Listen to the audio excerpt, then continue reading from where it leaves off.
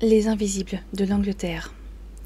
Le sujet est inquiétant, grave, et il se passe de l'autre côté de la Manche. Des enfants, des mineurs fuient leur pays, fuient la guerre, la pauvreté, dans l'espoir pour certains de rejoindre des proches déjà installés en France, en Angleterre ou ailleurs.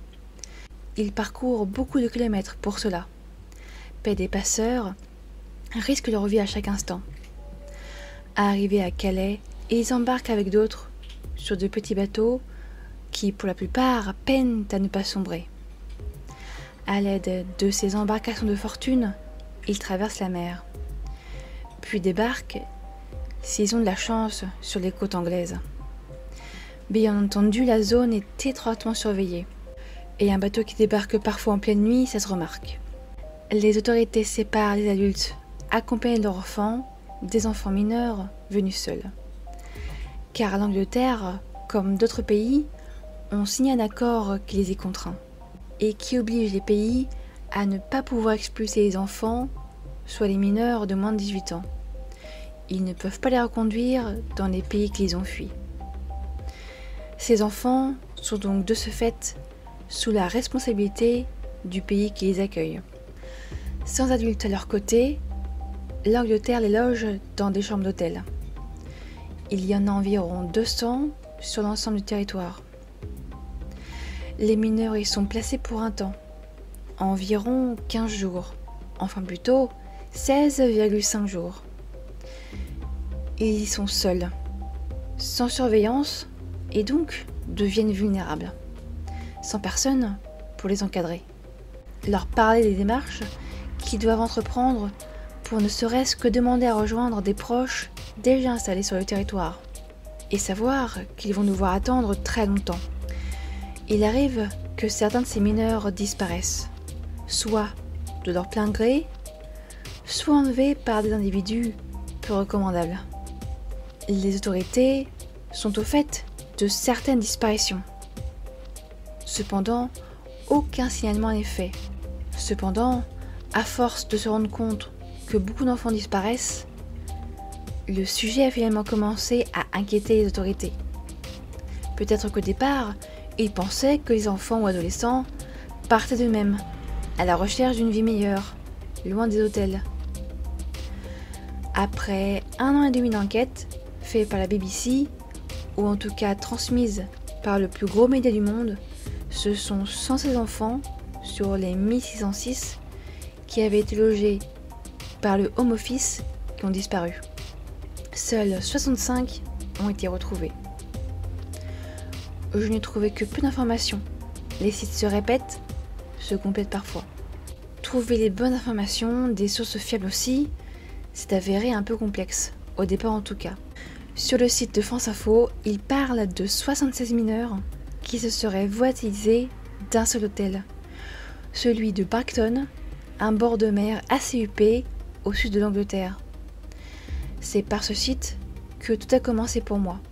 C'est par France Info que j'ai découvert ce qui se passe en Angleterre à quelques heures à peine de chez nous. Une situation alarmante qui semble se propager en Europe. Le sujet est difficile, inquiétant, et je ne suis pas parvenue à aller au fond du sujet, par manque de temps principalement. Peut-être que d'autres personnes sur YouTube préparent une vidéo plus longue, plus construite que la mienne. En tout cas, je l'espère. Le média Hugo Décrypte a fait, il y a un peu moins d'un mois, une vidéo sur un réseau de trafic d'enfants, démantelé, un réseau mondial. Je vous le mets en petit i et en bas en description. L'intro de cette vidéo est très longue, je m'en rends compte. Le reste de la vidéo sera plus construit et un peu plus court, partant des enlèvements d'enfants, devant des témoins, jusqu'au nombre de mineurs qui disparaissent en Europe. Bonsoir à toutes et à tous, j'espère que votre week-end s'est bien passé. Je suis Amandy et chaque mercredi soir je vous raconte des histoires de crimes, de disparitions et parfois de faits étranges. Ce soir je vous raconte l'histoire d'un trafic, probablement, en tout cas l'histoire de disparition de plusieurs enfants en Angleterre.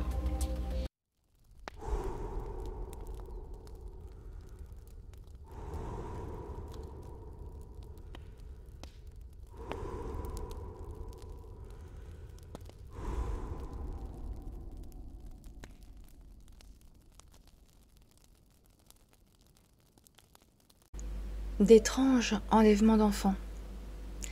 La plupart, ou certains en tout cas, de ces enlèvements se déroulent en plein jour devant des témoins, choqués de la scène et bien incapables de faire quoi que ce soit pour sauver ces enfants réfugiés dans le pays. Un témoin rapporte qu'à Bracton, le samedi 21 janvier 2023, Bracton, c'est une station de luxe au sud du pays, et en face d'un hôtel, un agent de sécurité est témoin d'un enlèvement de plusieurs enfants, contraints de rentrer dans une voiture. Il pense à l'axe d'un gang, au crime organisé. Des hommes étranges, des voitures puissantes, noires, vous voyez le tableau. Des enlèvements rapides et sans bavure. Les auteurs disparaissent aussi vite qu'ils sont apparus, ce qui démontre une certaine organisation. Je n'ai pas trouvé d'informations sur de potentiels portraits robots faits des kidnappeurs. Mais s'ils sont des professionnels, ils font cela vite et cagoulés.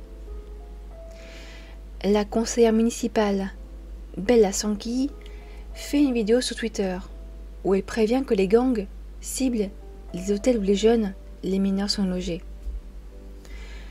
The Observer raconte aussi dans ses lignes éditoriales ceci. Le 1er jour d'avril 2022, un jeune homme de 17 ans a disparu dans le centre-ville de Hove, juste à côté de Bracton. On ne l'a plus jamais revu. Quelques jours plus tard, un ado de 16 ans disparaît, puis un autre, et puis un autre, puis un cinquième. Je cite un membre des services de protection d'enfance. Les enfants sont littéralement embarqués à l'extérieur du bâtiment. Ils disparaissent et ne sont pas retrouvés. Ils sont pris dans la rue par les trafiquants. The Guardian cite aussi dans ses lignes qu'à Ince, pas très loin de Douvres, environ 10% des enfants disparaissent toutes les semaines. Le gouvernement reconnaît tant bien que mal qu'ils sont incapables de savoir où ces enfants se trouvent. Cependant, un cas fera l'objet d'une enquête. Je ne peux pas en dire plus, à mon grand regret. Je n'ai trouvé aucune autre information. D'une fuite volontaire à des gangs bien organisés. L'entreprise MITIE, M-I-T-I-E, est engagée par le gouvernement pour gérer ces établissements. Eux ont une autre approche du problème, ou plutôt certains des salariés.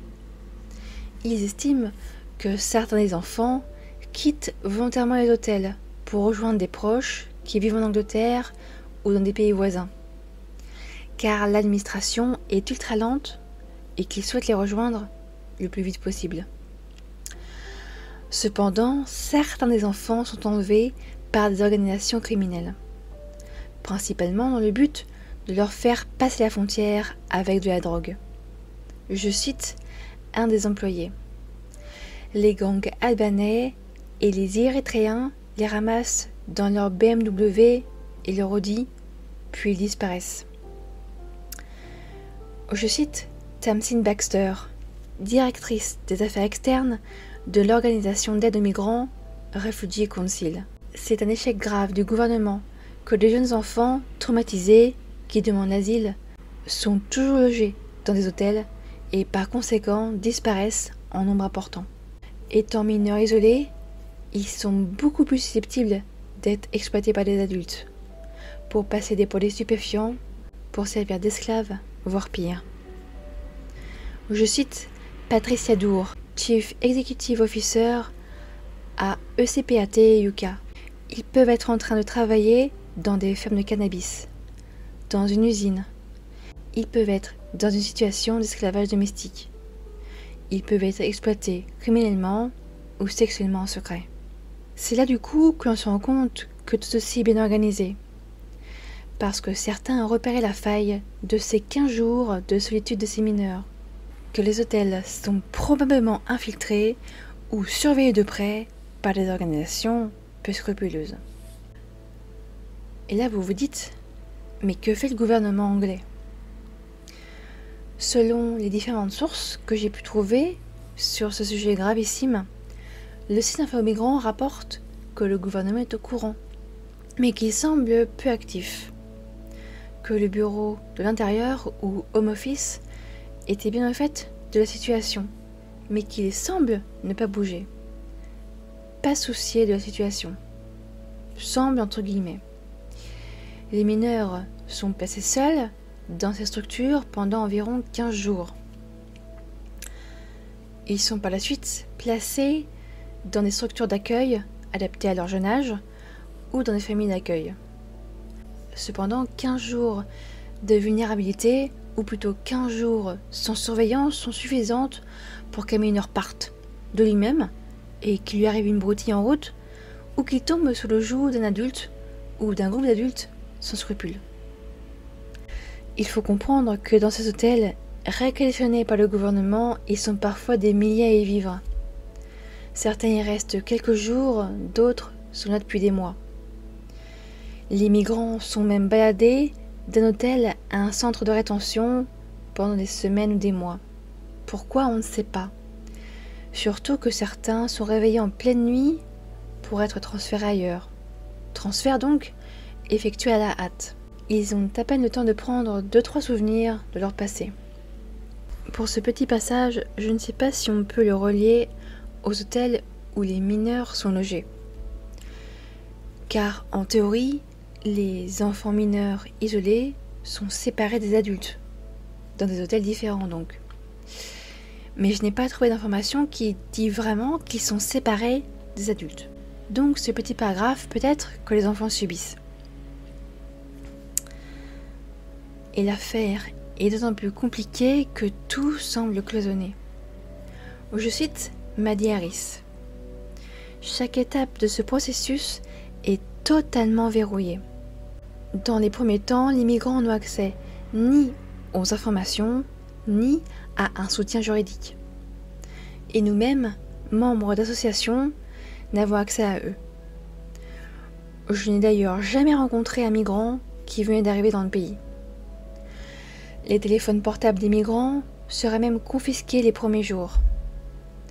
Je pourrais envisager que les autorités fassent des recherches assez approfondies sur chacun d'eux. Et fouiller le portable est un moyen d'en savoir plus, de savoir tout. Sur le YouTube Guardian News, il semble en parler, mais je n'en suis pas certaine. La vidéo est très courte, 1 minute. Donc, si vous arrivez à comprendre, n'hésitez pas à partager. J'ai juste compris que beaucoup d'enfants sont retrouvés. Il parle du protocole mis en place pour les retrouver, que 200 mineurs demandeurs d'asile avaient disparu, ce qui est corroboré par d'autres médias, dont Info Migrants. Selon la BBC, le média le plus regardé au monde, qui compte 308 millions de téléspectateurs réguliers, il rapporte qu'entre juin 2021 et juin 2022, 1600 jeunes mineurs laissés sans surveillance ont été placés dans ces hôtels. Les membres d'Info Migrants, un site d'information luttant contre la désinformation dont les migrants sont victimes, se sont rendus dans ou au plus près de ces hôtels, situés un peu partout dans le pays. Je vous laisse leur site en barre d'infos pour que vous puissiez le lire. Il peut être traduit en français. En février 2023, ces chiffres sont en hausse. Sur les 4600 enfants demandeurs d'asile dispersés dans 6 hôtels sur les 200 du pays, 440 ont disparu. Et 200 environ étaient en février disparus, sans que les autorités n'aient de piste. Et il n'est pas insensé de penser que ce chiffre continue à augmenter. En 2021, il y a eu 28 000 personnes qui ont pris la lourde décision de quitter leur maison pour échapper à la guerre, à l'oppression, à la peur, à la pauvreté, au manque d'eau ou de nourriture, pour se réfugier en Angleterre où ils passaient simplement pour rejoindre des proches ailleurs dans le monde.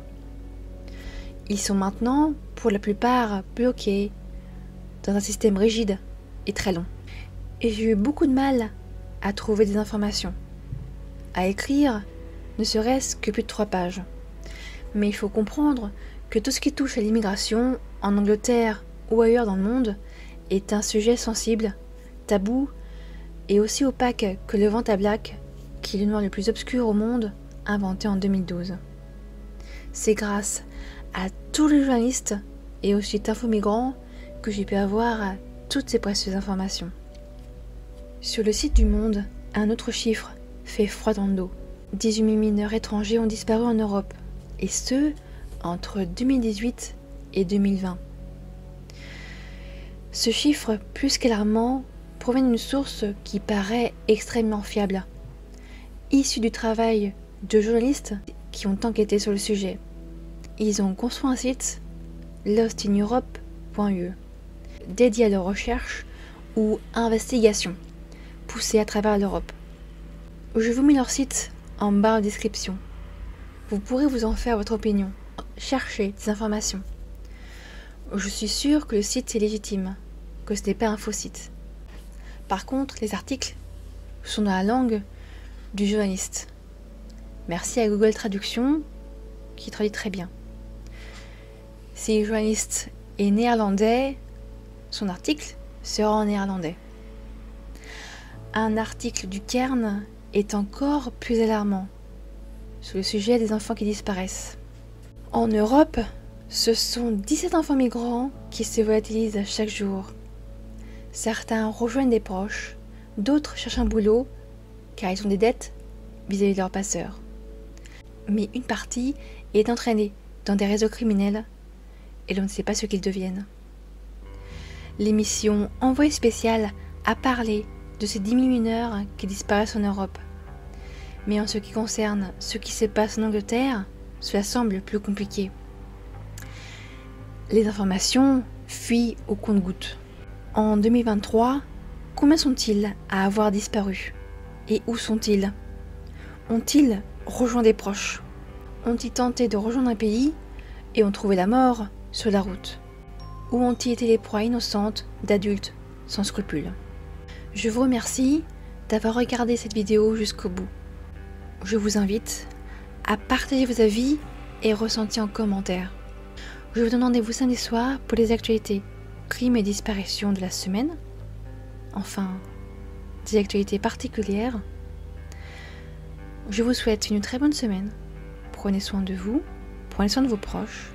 Et d'ici là, n'oubliez pas,